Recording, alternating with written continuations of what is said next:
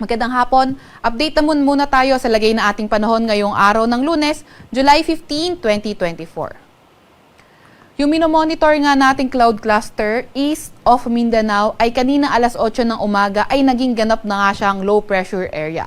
Kanina alas 3 ng hapon ito ay namataan sa layong 440 kilometers east ng Davao City. Itong low pressure area na ito ay hindi natin tinatanggal yung posibilidad na maging isang ganap na bagyo.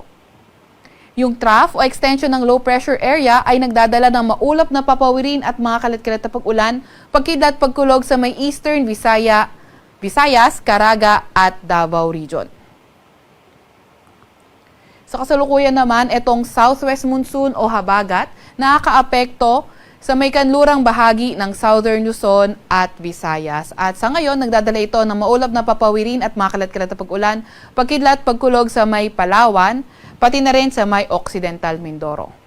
Para naman sa lagay ng panahon sa Metro Manila at sa nalalabing bahagi ng bansa natin, asahan naman natin partly cloudy to cloudy skies, so yung mga tsansa ng mga localized thunderstorms. So yung ating mga kababayan na inuulan ng mga nakaraang araw pa, ay pinag-iingat nga natin sa mga banta ng pagbaha at pagguho ng lupa, lalo na kapag may mga katamtaman hanggang sa malalakas tayong mga pag-ulan.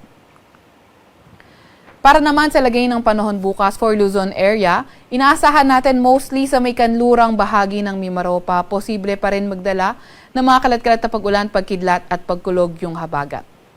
Para naman sa Metro Manila and the rest of Luzon, mga tsansa na nga lang ng mga localized thunderstorms sa ating pagkakaingatan.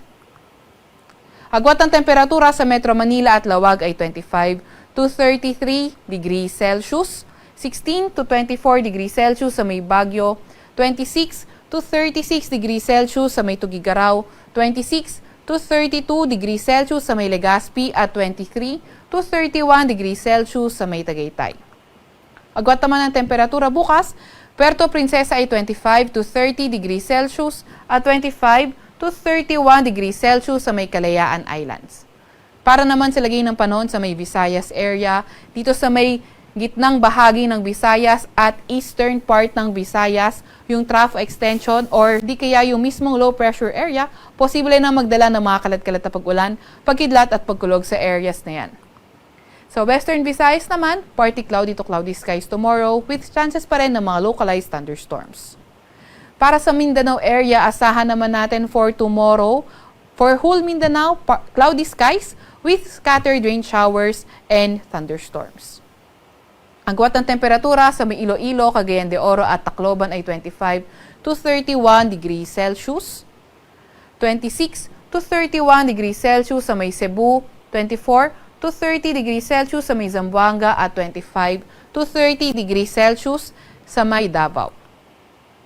Wala pa rin naman tayong nakataas na gale warning sa kahit na anong baybayin ng ating bansa, pero ingat pa rin sa papalaot sa may western section ng Southern Luzon, western sections din ng Visayas dahil posible yung katamtaman hanggang sa maalong karagatan.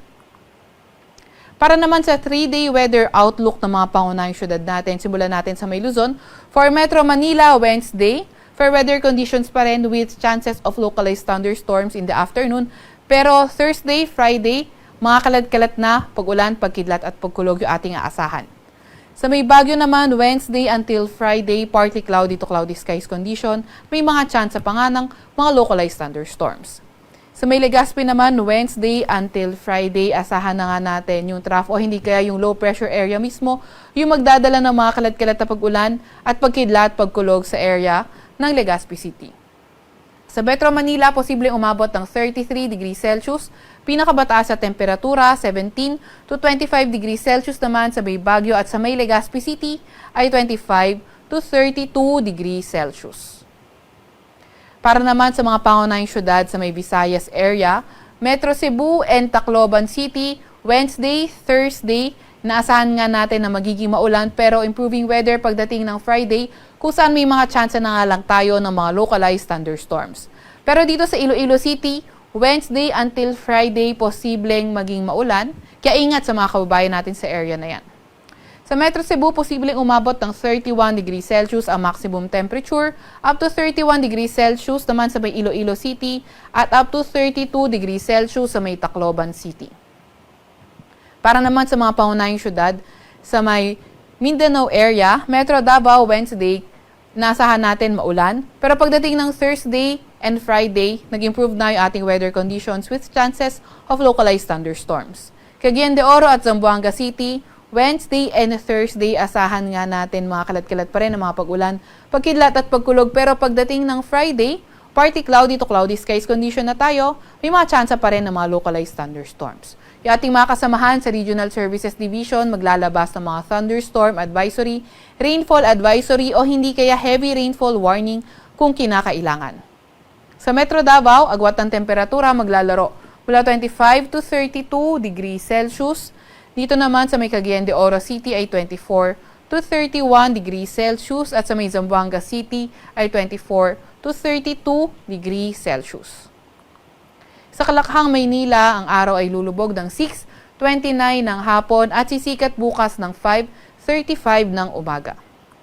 Huwag magpapahuli sa update ng Pag-asa. I-follow at ilike ka aming Facebook at Twitter account, DOST_Pag-asa. Mag-subscribe sa aming YouTube channel, DOST-Pag-asa Weather Report. At para sa mas detalyadong impormasyon, pumunta sa aming website, pag-asa.dost.gov.ph.